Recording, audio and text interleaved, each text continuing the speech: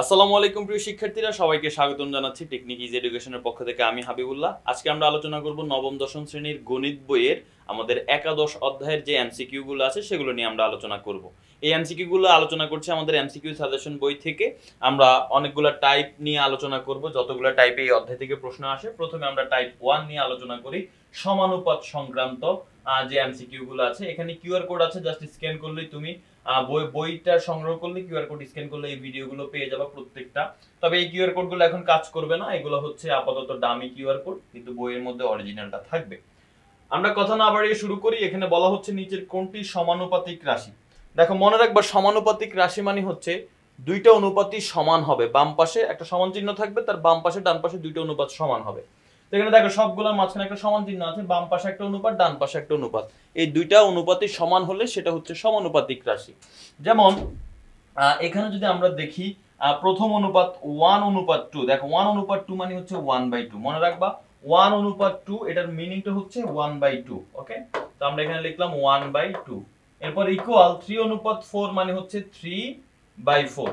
এখন তুমি দেখো 1/2 আর 3/4 কি সেম না, তার মানে এটা সমানুপাতিক রাশি হতে পারে না।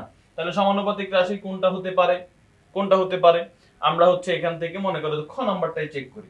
খ নাম্বারে বাম পাশে হচ্ছে 2:5 মানে 2/5 ইকুয়াল এখানে হচ্ছে 6:15 মানে হচ্ছে 6/15। এটা কি সমান? এটা মনে হয় সমান। কেন? কারণ এখানে তো কাটাকাটি যায়, কাটাকাটি করো, 3 দিয়ে কাটাকাটি করলে 3 দুগুণে 6, 3 5 15। দেখছো এখানে হচ্ছে 2/5, এখানেও 2/5, তার মানে এটা সমানুপাতিক রাশি। তাহলে আমরা এখন বলতে পারি যে হচ্ছে আমাদের এই প্রশ্নটার অ্যানসার হচ্ছে এই যে খ নাম্বারটা হচ্ছে আমাদের অ্যানসার। ওকে, তাহলে অ্যানসার আমরা পেয়ে গেলাম, অ্যানসার হচ্ছে খ। এবার আসো 2 নাম্বার প্রশ্নে।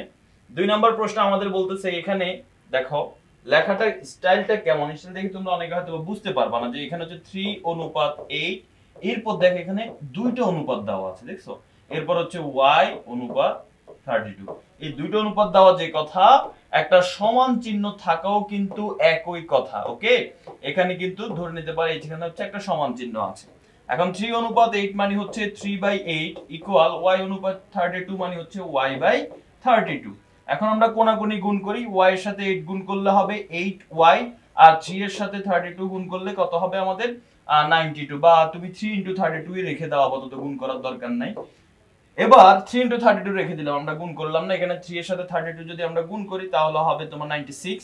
তো আমরা গুণ করলাম না, কারণ হচ্ছে পরবর্তীতে কাটাকাটি করতে সহজ হবে। কিভাবে?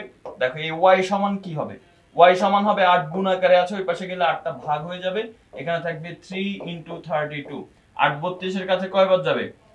4 বার যাবে। এবার 4 এর সাথে 3 গুণ করো, কত হয়? 12। তার মানে আমরা পেয়ে গেলাম y এর মান 12। শেষ। আমাদের y এর মান নির্ণয় করতে বললো, আমরা কিন্তু y এর মান নির্ণয় করে ফেললাম। এবার আসো পরবর্তী প্রশ্নে।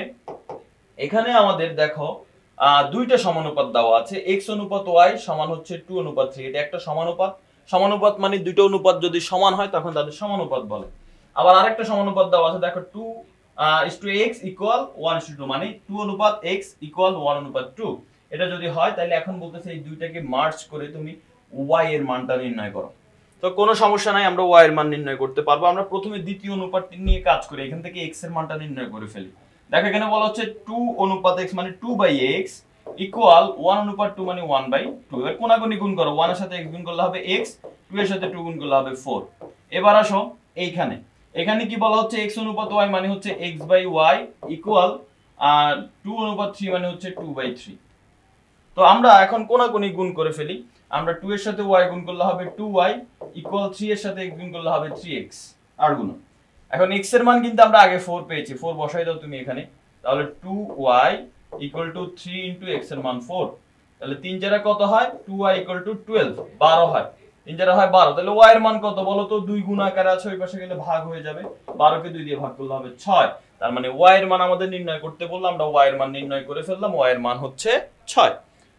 ওকে ভাইয়ারা, আমরা 3টা এমসিকিউ শেষ করে ফেললাম। এবার আসো 4 নাম্বার এমসিকিউ। 4 নাম্বার এমসিকিউতে বলা হচ্ছে একটি বর্গক্ষেত্রে একটি বৃত্ত অন্তর্লিখিত আছে। ঠিক আছে, তো ব্যাপারটা হচ্ছে এরকম, একটা বর্গক্ষেত্র আমরা অঙ্কন করি, সেই বর্গক্ষেত্রের মধ্যে একটা বৃত্ত অন্তর্লিখিত থাকবে, এই হচ্ছে মেইন কথা। তাহলে আমরা এখানে প্রথমে একটা বর্গক্ষেত্র অঙ্কন করি। এই যে দেখো এখানে মনে করো যে আমরা একটা বর্গক্ষেত্র অঙ্কন করে ফেললাম। এই বর্গক্ষেত্রের মধ্যে একটা বৃত্ত অন্তর্লিখিত আছে। অর্থাৎ আমাদেরকে এই জিনিসটাই বলা হয়েছে যে একটি বর্গক্ষেত্রের মধ্যে একটি বৃত্ত অন্তর্লিখিত আছে। খুবই ভালো কথা, বর্গক্ষেত্রের মধ্যে একটি বৃত্ত অন্তর্লিখিত আছে। এখন কি করতে বলেছে? বলছে বর্গক্ষেত্রের এক বাহু বৃত্তটির ব্যাসার্ধের অনুপাত কত। একটু ভালো করে খেয়াল করো, এই বৃত্তটার কেন্দ্র মনে করো যে এইখানে হচ্ছে বৃত্তটার কেন্দ্র। এখন তুমি একটু যদি ভালো করে দেখো, এই বর্গের এক বাহুকে যদি আমি এ ধরি, এক বাহু এ, তাহলে সব বাহুই কিন্তু এটাও এ, এটাও এ, এটাও। আচ্ছা, তাহলে এই বাহুটা এখান থেকে এখান পর্যন্ত যদি এ হয়, আমি এই যে বৃত্তের এখান থেকে এখান পর্যন্ত এটাকেও কি আমি এই বলতে পারি কিনা বলো তো? এটাকেও কিন্তু আমি এই বলতেই পারি, স্বাভাবিক জিনিস তাই না? এই যে দেখো এতটুক যদি এ হয়, এতটুক যদি এ হয়, এই যে এতটুক যদি এ হয়, এখান থেকে এখান পর্যন্ত যদি এ হয়,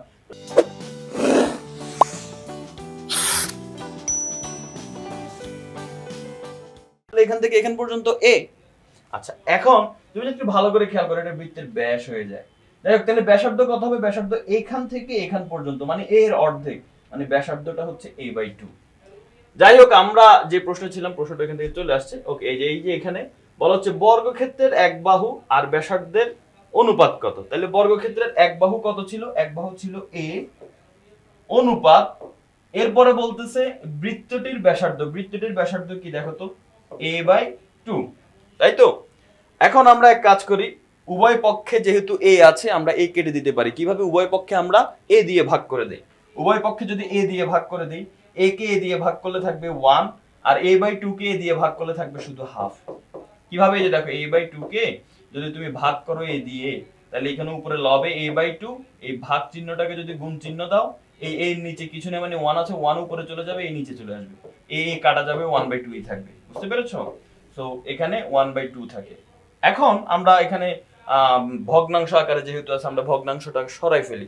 কি করব? উভয় পক্ষে 2 দিয়ে গুণ করে দাও। এই যে 1 এর সাথে 2 গুণ করলে 2 একে 2 অনুপাত, হাফের সাথে যদি তুমি 2 গুণ করো, 2 2 কাটা যাবে, শুধু 1 থাকবে। ঠিক আছে? এটার সাথে 2 গুণ করলে 2 2 কাটা গিয়ে শুধু 1 থাকবে। তার মানে অনুপাতটা দাঁড়ায় 2:1। ওকে, কার কার অনুপাত? বর্গের বাহু আর ওই অন্তর্লিখিত বৃত্তের ব্যাসার্ধ। তার মানে এটার অ্যানসার আমরা বলতে পারি 2:1। এই যে খ নাম্বারটা হচ্ছে অ্যানসার। এরপরে বলা হচ্ছে বর্গের পরিসীমা আর বৃত্তের পরিধির অনুপাত কত। বর্গের পরিসীমা আর বৃত্তের পরিধি। ওকে, দেখো বর্গের পরিসীমা কি হবে? একটা বর্গের বাহুর দৈর্ঘ্য যদি a হয়, বর্গক্ষেত্রের পরিসীমার সূত্র হচ্ছে 4a। তাহলে বর্গক্ষেত্রের পরিসীমাটা আমরা এখানে লিখলাম 4a। এই যে 4a অনুপাত কি বলছে? বৃত্তের পরিধি। আচ্ছা, বৃত্তের পরিধির সূত্র কি বলতো ভাইয়া? 2πr, আর মানে ব্যাসার্ধ। তো ব্যাসার্ধ তো আমরা জানি, এই বৃত্তটার ব্যাসার্ধ কত? a/2। তাহলে আমরা এখানে লিখে দিলাম a/2। এখন এই 2 2 কাটা যায়, তাহলে এখানে থাকে 4a অনুপাত, এখানে থাকে পাই a। এখন আমরা a কেটে দিতে পারি। দেখো উভয় পক্ষে a আছে, a দিয়ে ভাগ করলে a কাটা যায়, তাহলে অনুপাত থাকে কত? 4 অনুপাত পাই।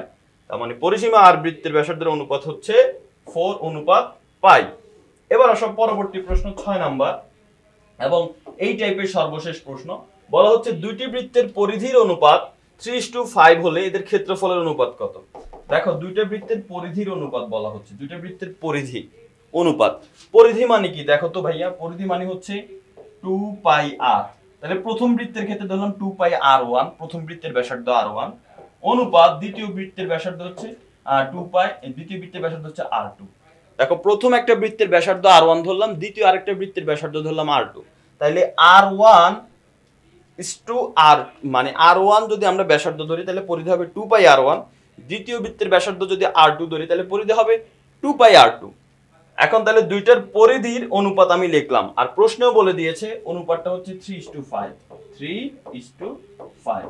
এখন আমরা এক কাজ করি, এই বাম পক্ষে দেখো এখানেও 2π আছে, এখানেও 2π আছে। 2π আমরা বাদ দিয়ে দিতে পারি, এইখানে 2π বাদ দিয়ে এখানে থাকতে পারে শুধু r1 অনুপাত, এখানে থাকবে r2 ইকুয়াল, এখানে ঠিকই থাকবে 3:5। বুঝতে পেরেছো? তাহলে আমরা দেখো পরিধির অনুপাত যে কথা, ব্যাসার্ধের অনুপাতও কিন্তু একই কথা। পরিধির অনুপাত যে কথা, ব্যাসার্ধের অনুপাত কিন্তু একই কথা, এটা মাথায় রাখবা সব সময়। কারণ পরিধির মধ্যে শুধু ব্যাসার্ধই থাকে হচ্ছে একটা চলক হিসেবে, আর বাকিগুলো ধ্রুবক মান। ধ্রুবক মান ভ্যারি করে না, ওগুলো বাদ চলে যাবে। ওকে, তাহলে ব্যাসার্ধের অনুপাত আমরা পেয়ে গেলাম। পরিধির অনুপাত যেটা দেওয়া আছে এটাই ব্যাসার্ধের অনুপাত।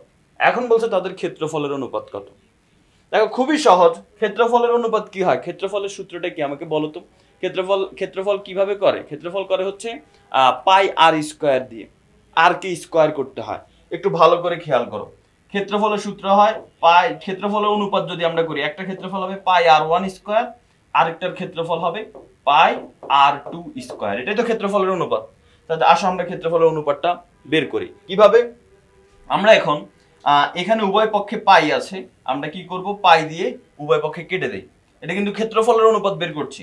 পাই দিয়ে কাটলে এখানে থাকবে আর ওয়ান স্কোয়ার, অনুপাত এখানে থাকবে আর টু স্কোয়ার।